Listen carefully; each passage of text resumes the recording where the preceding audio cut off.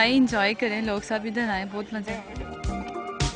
ये मल्लाह सियाहों को अपनी तरफ मुतवज्जा कर रहे हैं ताकि इन्हें पानी की मौजों पर तैरती कश्ती की शानदार सैर करवाई जाए।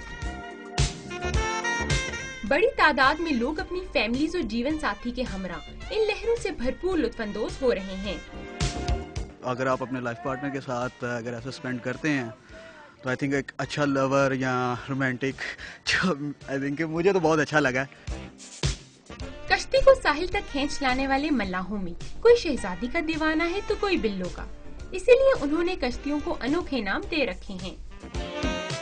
ये मल्लाह दिन ब दिन बढ़ती आमदनी पर खास से मुतमईन नजर आ रहे हैं। चप्पू पे ये है, मेहनत ज्यादा होती है लेकिन बचत भी ज्यादा है, ऑयल वगैरह नहीं खर्च होता, पेट्रोल काफी अच्छा रहता है। कश्ती पर बैठते ही ताहदे नजर फैला हुआ पानी जासिब नजर और पुरकैफ नजारा पेश करता है। चप्पू से कश्ती चलाना यकीनन एक मेहनत तलब काम है, ताहम मल्लाहों का कहना है कि मौसम गर्मा में सयाहों के कश्ती रानी की तरफ बढ़ते हुए रुझान के बाइस इन्हें माकूल मुआवजा वसूल हो जाता है।